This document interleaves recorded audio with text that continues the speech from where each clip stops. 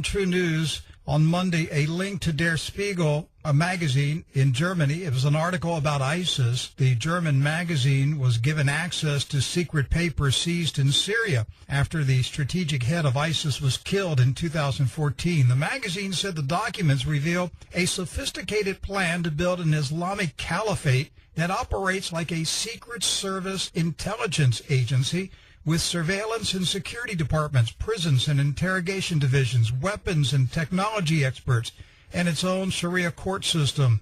Spiegel said the documents contain details of ISIS espionage and infiltration tactics to covertly gain power and eliminate any opposition in any country they enter. Meanwhile, Iranian Armed Forces Commander Major General Hassan Farouzabadi told reporters on Saturday that U.S. aircraft are transporting weapons, food, and supplies to ISIS-controlled airports to aid the Islamic State. Now, I have maintained for years that Barack Hussein Obama is acting as a foreign agent inside the White House for the purpose of sabotaging America's national security. I believe he's orchestrating a massive infiltration of this country. The evidence to me is overwhelming. His support of the Muslim Brotherhood in Egypt, the gun-running operation in Benghazi, the infiltration of Muslims into intelligence agencies, and the Homeland Security Department, and the deliberate elimination of our southern border, and the non-enforcement of our nation's immigration laws, even as reports surface of ISIS camps in Mexico near the Texas border. Retired Admiral James Lyons, Jr. is on the telephone to discuss Mr. Obama's destruction of America's national security. Admiral Lyons served as commander of the U.S. Pacific Fleet in the mid-1980s. He also served as the senior U.S. military representative to the United Nations and Deputy Chief of Naval Operations. Presently, Admiral Lyons is the CEO of Lyon Associates. Admiral Lyons, welcome to True News. Nice to be here, Rick. First of all, sir, I just want to say thank you for your service to our nation. I appreciate it. Admiral, I've never seen anything like this in my lifetime, where there has been a complete flip inside the U.S. national foreign policy and our national security. We have gone from George Bush fighting Islamic terrorism, and now we're on the side of the Islamic terrorists. How did this happen? Well, of course, as I've said in a number of times, I never thought in my lifetime I would witness this great country of ours being taken down and withdrawn from our world leadership role by our own administration. But that's regretfully exactly what's happening. And, of course, this goes back to really part of President Obama's Marxist upbringing, where he is of the view that many of the world's problems have been created by America. So in that sense, anything that undermines or undercuts American power and influence is seen as being objectively progressive. One of the things you do when you want to take a country down, the first thing you do is undercut and weaken its military forces. And of course, we've been witnessing that going on now for a number of years, the unilateral disarmament of our military forces. And, sequestration really turned out to be the perfect storm for the Obama administration because it gave them the perfect vehicle for the unilateral disarmament. And compounding all of this is the social engineering that has been forced on our military, which has further complicated matters by destroying unit integrity and cohesiveness, and most importantly, the will to win. Admiral, the first sign that something was amiss with Barack Obama was April 2009. Shortly after he entered the White House, he went straight to Cairo, Egypt. Right. He demanded that the... With the 4 4 June 2009 speech, and he had the outlawed Muslim Brotherhood leadership seated in the front row while he gave that speech. And of course, the telling comment he made in that speech, he really gave the green light to the Arab Spring movement. But he made one other telling comment. He declared that it was part of his responsibility as President of the United States to fight against negative stereotypes of Islam wherever they appear. That said it all. There's nothing in his oath of office about that. And of course, from that, you recall when he went to the UN in 2012, September 2012, and he made another telling statement that the future must not belong to those who slander the Prophet of Islam. Of course, you have to ask yourself, Rick, why does this administration embrace the Muslim Brotherhood? The Muslim Brotherhood creed is to destroy the United States from within by our own miserable hands. It's called the silent jihad. It's to replace our Constitution with the draconian Islamic Sharia law. And your listeners need to understand there's no difference between the Muslim Brotherhood, Al-Qaeda, and ISIS. It's only the methods they use. Their objectives are all the same. Admiral, I have maintained for years that Barack Obama is a jihadist. He is waging jihad from within inside the government. He is deliberately doing things to undermine the United States, and that is his contribution to jihad. Well, certainly he's done a lot of questionable things, not the least of which is our open border policy that has let everybody cross that border at will, including Islamist terrorists and the crushing debt that has been enforced on future generations of Americans, which all our children and grandchildren are going to have to find a way to cope with. It just makes absolutely no sense to me on some of the things that have been doing. For example, like the Libyan War. The Libyan War never had to happen, Rick. And the key thing that happened in the Libyan War, the two key things happened. One, we switched sides. We went from global war on terrorism to where we were providing arms to Al-Qaeda and Muslim Brotherhood politically controlled militias in Libya. And while all of that was going on, my good friend, retired Rear Admiral Chuck Kubik, who was he's a civil engineering Rear Admiral, but he was doing projects in Libya, and the Gaddafi regime, Gaddafi's key chief of staff reached out to him and asked him to set up communications with General Carterham, who was the commander of African Command, because he wanted to set up a truce negotiations. Gaddafi was willing to abdicate.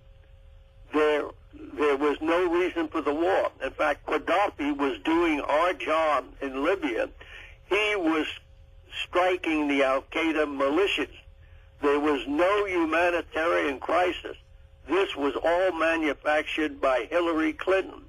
It was a lie. And what she did, she went to a meeting with a Muslim Brotherhood representative in the Paris Westin Hotel, and after a 45-minute meeting with them, she had them break off the truce negotiations, which were well underway, and insisted on carrying out this unnecessary war over the advice not only of the Secretary of Defense, but the Joint Chiefs of Staff as well. So really, it's part of her background as a pathological liar, which makes her really unfit for office. Admiral, is Hillary Clinton an agent of influence for the Muslim Brotherhood? Well, let's look at her key confidant for the past, 2 decades, Umar Abedin. Umar Abedin is a bona fide Muslim Brotherhood member. And you have to ask yourself, how could she even qualify for security clearance? And for that matter, if the president wasn't the president, he'd have a tough time getting a security clearance under the old rules that we used to use. Well, I've said many times, Mr. Obama, if nobody knew him, could not get a security clearance to be a janitor in a federal warehouse. Admiral, when former Congresswoman Michelle Bachmann went after Hillary Clinton's Muslim Brotherhood aide, Abedin, yes, right. A lot of high-ranking Republicans attacked Congresswoman Bachmann and tore her to pieces. Eventually, they drove her out of Congress. This alliance with the Muslim Brotherhood is bipartisan. Yeah. Well, the problem is the Muslim Brotherhood started their penetration into our government agencies in the late 60s. Today, they have been able to penetrate every one of our national security agencies and our intelligence agencies. Regretfully, they are institutionalized.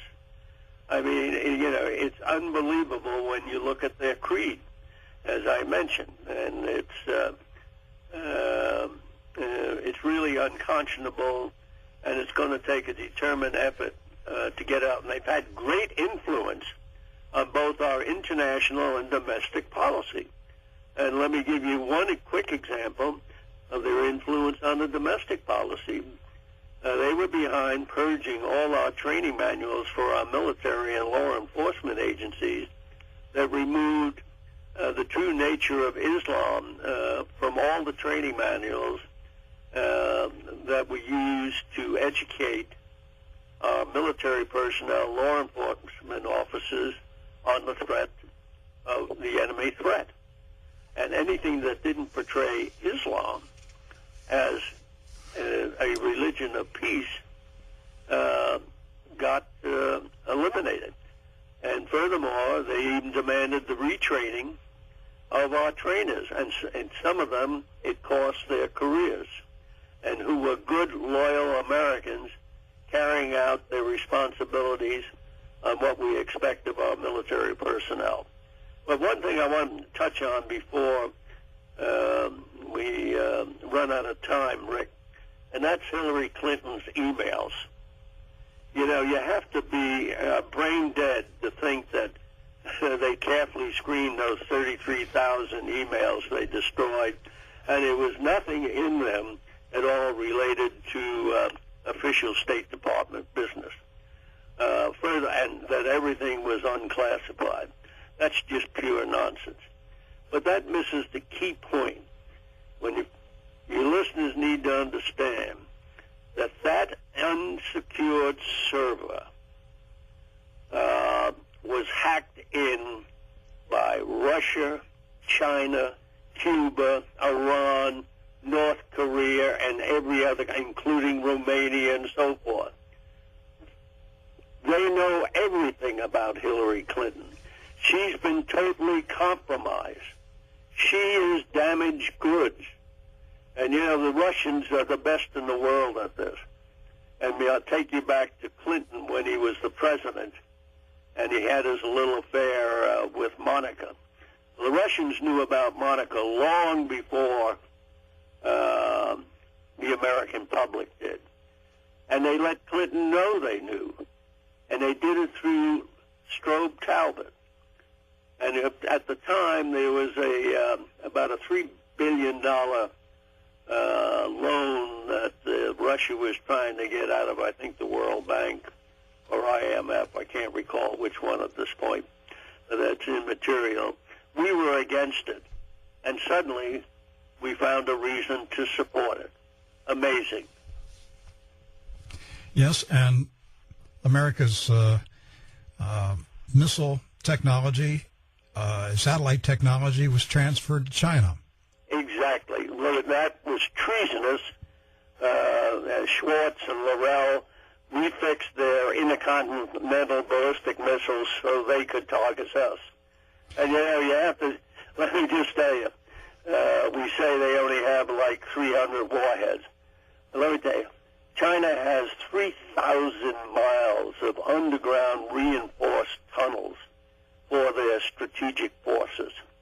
And to think that they've had double-digit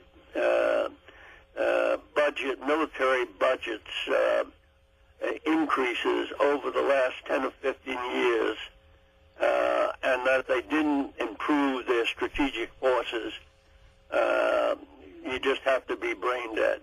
I talked to the former head of the Russian strategic forces, and I asked him how many they estimated the Chinese had. And he said the Russian told me that they estimated that China had 1,600 to 1,800 warheads, not the 300 or 400 we keep saying they have. I think the Russian number is the more correct one. Admiral, you served as Deputy Chief of Naval Operations, Commander of the Pacific Fleet. Why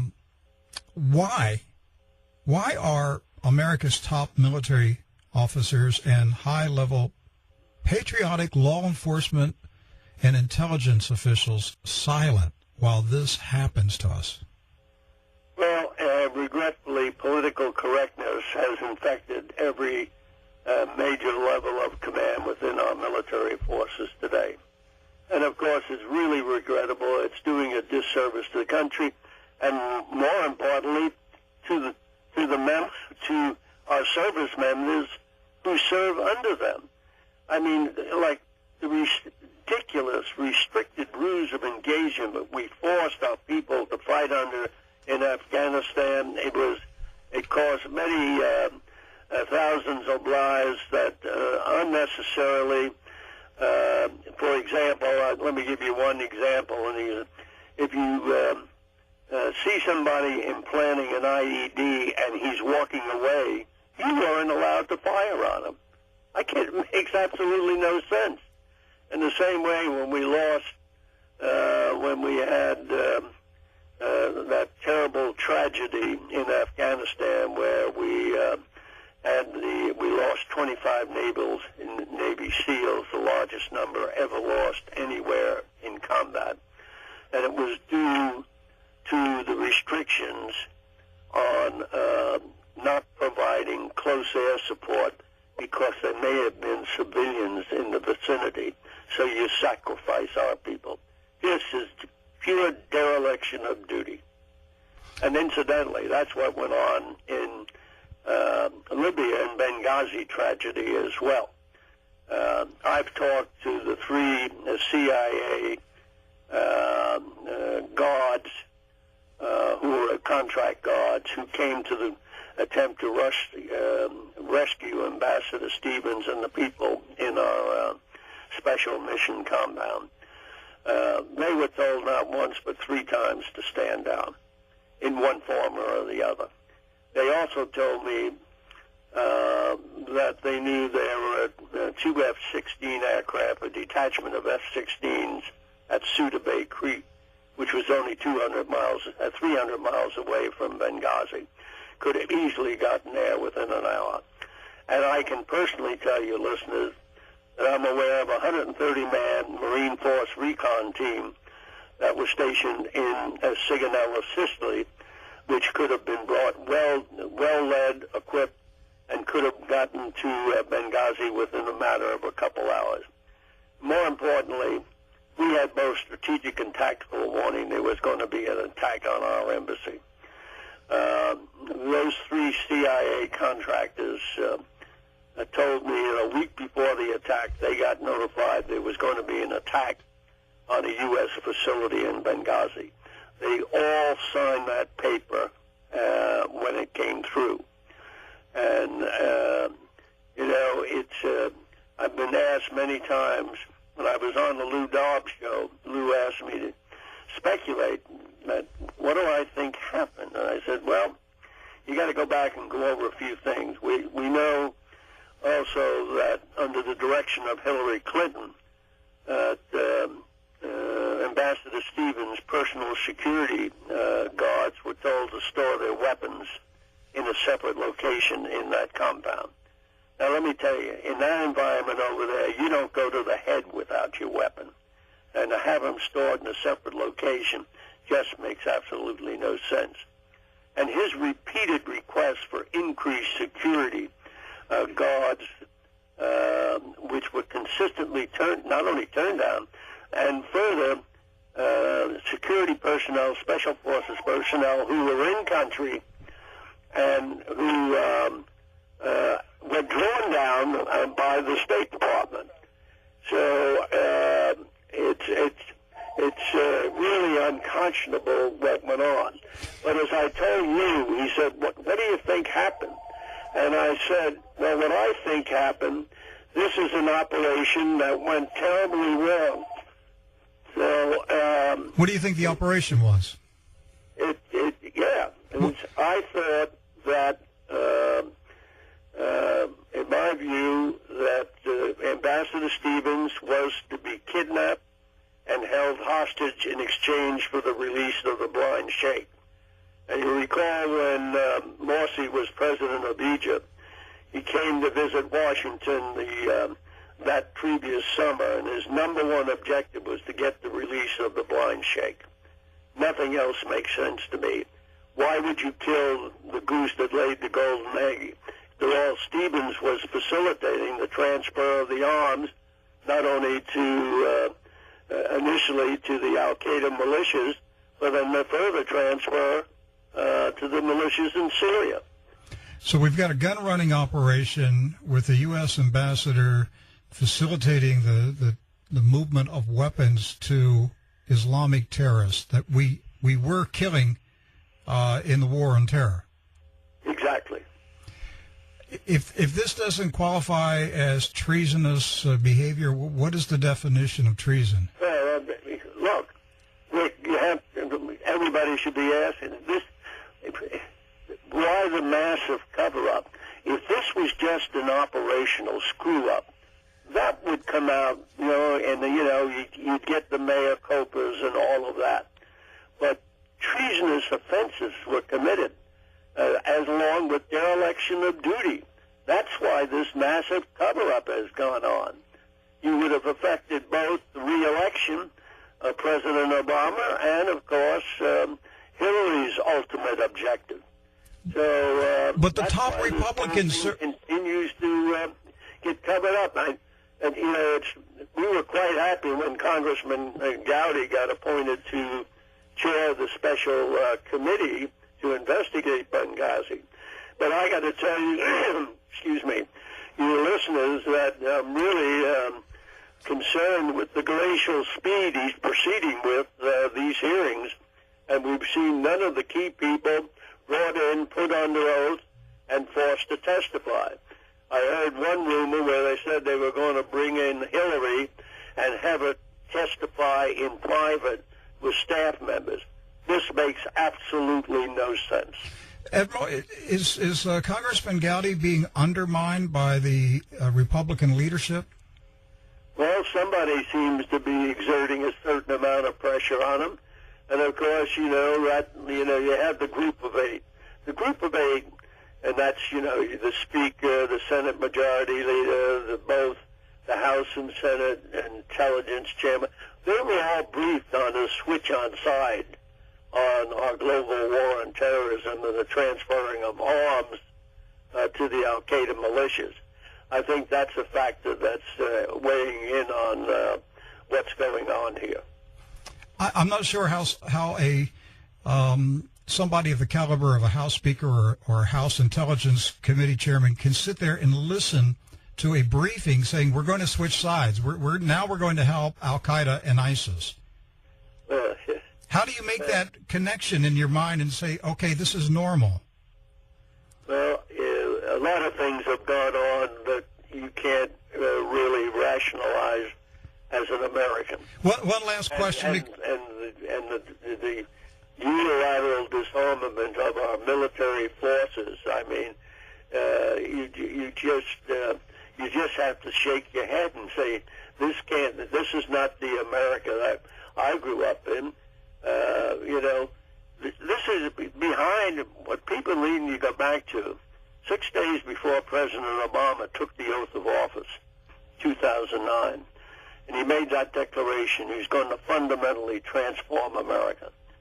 Well, if you loved America and you believed in our greatness and exceptionalism, what is it you wanted to fundamentally transform if it was not to take it down? I mean, we'd expect our normal leader to build on what's been turned over to him and to build on the greatness and the exceptionalism. My view is he doesn't believe in any of that. Admiral, my last question, because I know you need to leave. What can we do to stop it before the nation implodes? Well, I think the key thing is that the key to all this, I believe, is in Benghazi. The offenses, there were impeachable offenses committed. And, of course, Andy McCarthy, he wrote a book last year, Faithless Execution. Yes. And he laid out on pages 11 to 26 a synopsis of all the offenses, illegal offenses that President Obama has committed, which justify impeachment proceedings. But John Boehner's not going to do it. In clear, unambiguous terms. And I think that plus what we can uncover on Benghazi should put up sufficient roadblocks to get America back on track. But I really don't think John Boehner's going to act on impeachment. Well, it sure doesn't look that way, does it? So the American people have to speak up. We can't give up. You have to keep the pressure on. Really, we have to reach down and pull up our socks as Americans have always done in the past. And at some point, we're almost going to have to take matters in our own hands to get this thing back on track. It's getting dangerously... Certainly, the upcoming elections is one of those means for getting this country back on track. Admiral, we thank you for being here today. My guest, retired Admiral James Lyons, Jr., former commander of the U.S. Pacific Fleet. Thank you, sir.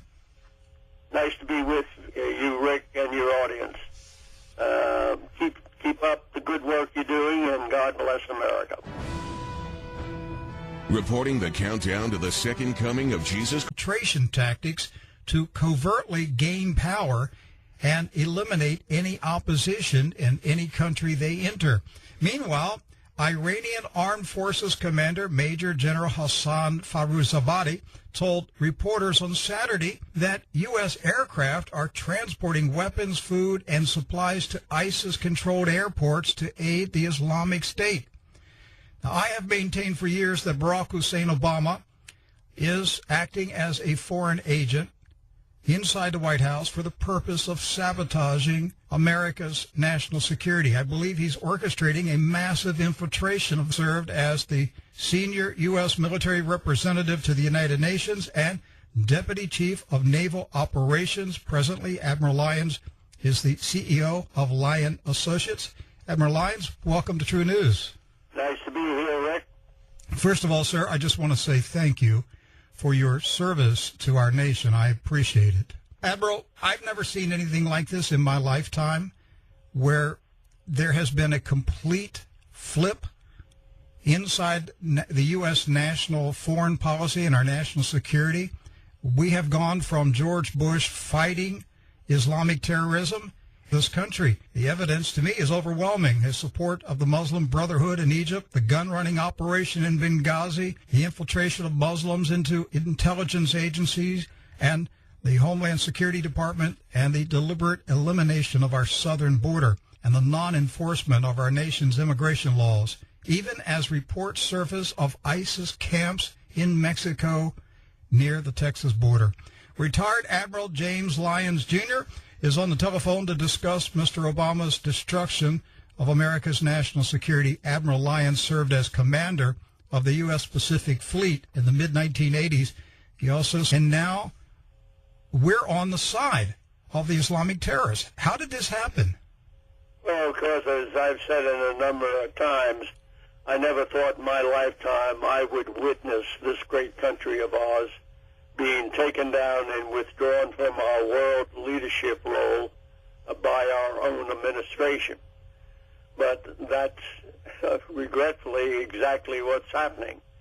And of course, this goes back to really part of President Obama's Marxist upbringing, where he is of the view that many... True News on Monday, a link to Der Spiegel, a magazine in Germany. It was an article about ISIS. The German magazine was given access to secret papers seized in Syria after the strategic head of ISIS was killed in 2014. The magazine said the documents reveal a sophisticated plan to build an Islamic caliphate that operates like a secret service intelligence agency with surveillance and security departments, prisons and interrogation divisions, weapons and technology experts, and its own Sharia court system. Spiegel said the documents contain details of ISIS espionage and infiltration